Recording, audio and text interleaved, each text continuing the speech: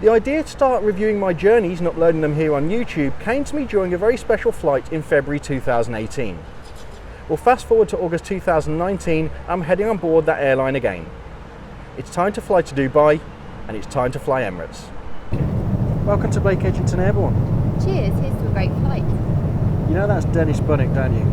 Yeah, he takes his wife first class. Let's get going.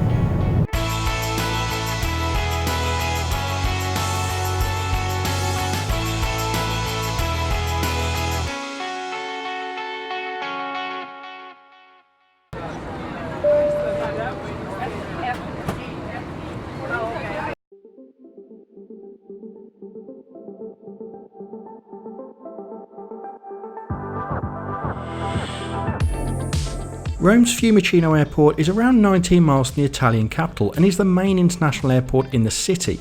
This being Rome, it's no surprise that you'll find artwork in the check-in area of Terminal 3, which is where you'll also find the Emirates check-in desks, and after dropping off my luggage, I headed airside to do some exploring.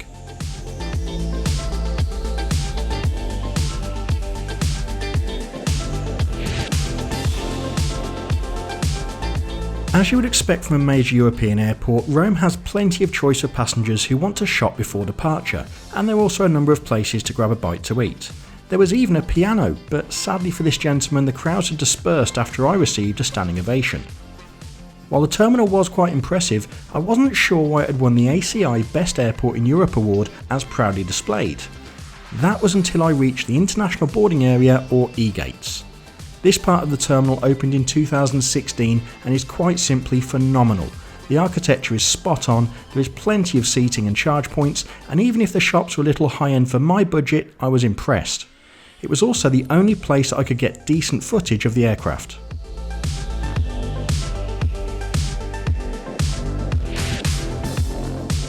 So that's a very quick tour around Rome's Fiumicino Airport, and I am really impressed. It's a fantastic terminal.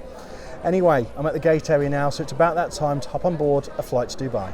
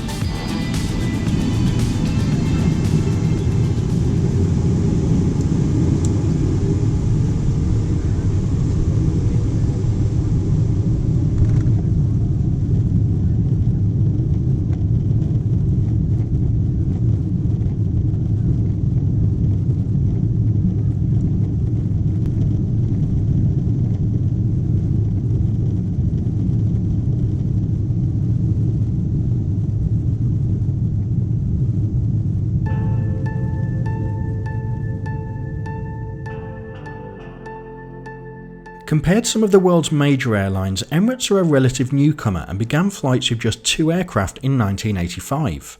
Since the airline's first flight to Pakistan, Emirates has grown to become a major name in the travel industry, last year carrying 59 million passengers around the globe on their fleet of over 250 aircraft. Emirates pride themselves on their commitment to quality, and shortly we'll look at whether or not their Fly Better company slogan is accurate. But first, let's see how much it will cost you to fly on this route.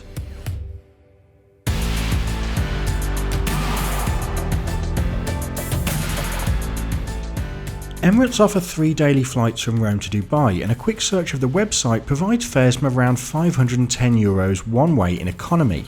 Now, round-trip fares do offer better value for money generally, and I paid just €471 for my flights from Europe to Dubai and back to Europe. Of course, if you do have the funds available, you may prefer to fly business or first class, but let's see what Emirates offers the majority of passengers on board in economy. During boarding, menus were handed out by the crew for the in-flight meal service, which for me is a really nice touch in economy. The 3-course meal was served on a single tray, and metal cutlery is provided instead of the plastic used by some airlines. To start was a very fresh pasta salad, and as Emirates in-flight meals are tailored to the region of the flight, I went for the lasagna for my main course, which for me both looked and tasted very good. The highlight though was the chocolate dessert, and as you can see, I really enjoyed my meal overall. So what can you expect from the economy class cabin? Well, this Boeing 777 seats up to 358 passengers in a 3-class layout. Economy class passengers will find both reading lights and useful air vents in the panel above your head, and storage is provided in the large overhead lockers both in the centre and sides of the cabin. This aircraft also features screens on the ceiling as well as seatback entertainment, which we'll look at a little more closely later on. The toilets maybe weren't the most modern in the sky, but they were kept clean and provided baby changing tables as well as little touches such as hygienic seat covers, and I was also quite impressed to find products from the White Company available.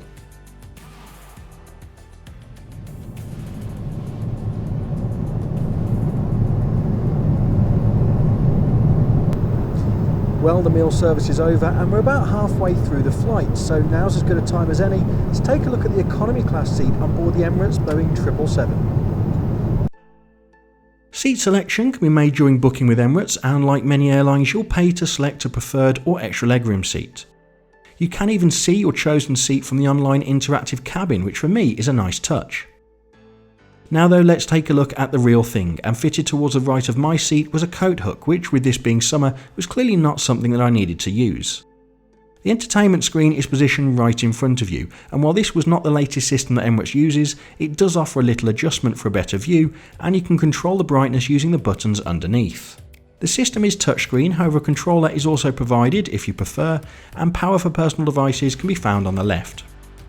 Emirates provide a useful drinks holder that can also double as a toy to keep you entertained, or you may prefer to use the tray table, which can be used in a couple of ways. If you don't need all of the space, it can be left folded in half with a place for your drink on the left hand side. Or for the meal service, it can be opened up fully, providing plenty of room for your food or perhaps do some work, and of course it can be adjusted slightly for younger or smaller passengers. With the table stowed, let's take a look at the seat pockets, and Emirates offer 2 on board. The space at the front is for the safety information card, and behind this you'll find extra room for the in-flight magazines as well as a little area for your personal items. On a long-haul flight, of course, space is crucial, and Emirates provide a comfortable amount of legroom on board the 777. Here's a better look at the seat design, and while not the latest style offered by the airline, it was perfectly fine for this 5-hour flight, and if you're travelling as a couple, you might be interested in one of the pairs of seats found at the very back of the aircraft on your next Emirates trip. We saw the screen a moment ago, so it's about time that we explored the award-winning Emirates entertainment system, ICE. As I've already mentioned, the system on this flight wasn't the most up-to-date, and the resolution could certainly have been better, but the content was impressive. The information section provides detail of your progress, and you can access external cameras to enjoy the views below. For my fellow aviation enthusiasts, there was also content about the airline itself, as well as the impressive fleet operated by Emirates. In the communications section, information about connecting to the onboard Wi-Fi is provided. Now the speed wasn't amazing, but I was able to check on my Instagram account en route, and don't forget that you can follow me on social media to track my journeys as they happen. Details of my accounts are on screen now. Back to this flight though, and the highlight of Emirates onboard entertainment is of course the huge choice available. The selection of movies including new releases is superb, and if you aren't sure what to watch, trailers are provided to help. There is also a range of shorter TV shows where you can even enjoy full seasons of your favourite programme, such as the brilliant Killing Eve, which I highly recommend if you haven't seen it. And for the music lovers, Emirates has a wide selection of tracks from artists across the globe, including my personal favourites, Foo Fighters. Before landing, the system will play some videos for your arrival in Dubai, which for passengers unfamiliar with the airport is very useful. Before arrival in Dubai, the crew offered a final drink service and a snack. The snack wasn't very substantial, but as this isn't a long flight, that's perfectly understandable. Besides, I'd already requested a special surprise to celebrate this journey with my wife, and pre-ordered a cake which was delicious. Emirates also carry a camera on board, and the crew were happy to finish off the flight by taking our photo to mark the occasion. And the flight is now drawing to a close. There's not long left until we land in Dubai, but stick around until the end of the video for my final thoughts on the Emirates economy class experience on board the 777. For now, enjoy the landing.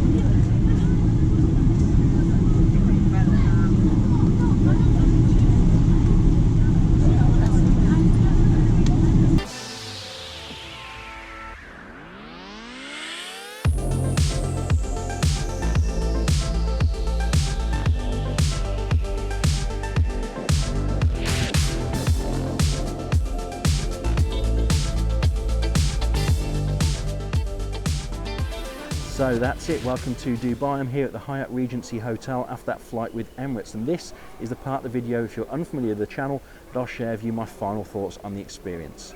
Kicking things off at Rome's Flumicino Airport Terminal 3. This is my first time travelling from this particular terminal, and it was very impressive. A couple of my favourites, if you watch my videos regularly, are Amsterdam Schiphol Airport and Munich Airport in Germany, but this terminal definitely rivaled the experiences I've had there.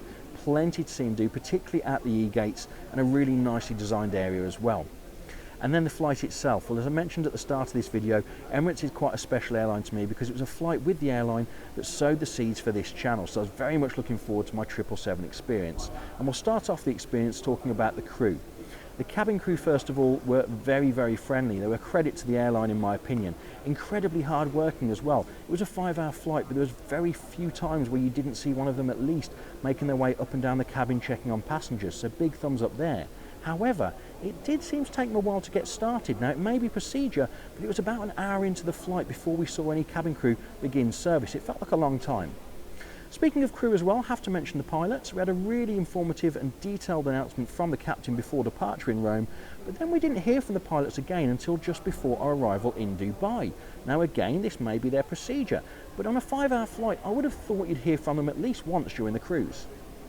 And then the aircraft itself. Well, the 777, it does mainly long-haul journeys, and this was a shorter route for this aircraft overall, but what I did find is that the cabin had its good and bad points. Now, Emirates has recently released an updated cabin featuring their new fantastic first-class suites on the 777. As you'd have seen from the video, this wasn't that. This was a much older design, and it certainly was showing its age in places. You'll have noticed from the footage during the flight, the windows were quite heavily scratched. That's just one of those things, it can't be helped, but it did mean it was a little bit tired in places. The legroom, I would say, at my seat in particular was very good. I had a really comfortable journey. It was well padded as well. But there were a couple of little issues with my seat in particular. You'll have noticed from the video that the in-flight entertainment box tended to get in the way of some of the space that I had under the seat in front, and that also had the support for the seat in front as well. So if you are tall like myself and not lucky enough to have an empty seat like I did next to you, you may struggle for legroom if you have your bags underneath. I mentioned in-flight entertainment a moment ago. Well, Emirates in-flight entertainment is world renowned for being probably the best out there, and certainly the choice available was very good. But again, probably down to the older cabin finish on this particular aircraft, the screen itself wasn't particularly impressive. It was quite poor resolution and not the most responsive I've ever seen. But overall, I would have to say, although there were a few slights, I really did enjoy my Emirates experience today. It was absolutely fantastic overall, and I can't wait to fly the airline again. In fact, that is in just a few days' time when I leave Dubai, head back to the UK on board the A380, and I'll be flying upper deck on that flight as well. Do stick around and make sure you tune in for that video, and so you don't miss it, please hit the subscribe button and then the notification bell as well. If you have any feedback from this video, leave a comment in the comment section, and if you enjoyed it, give it a thumbs up. But of course, most of all, as always, take care.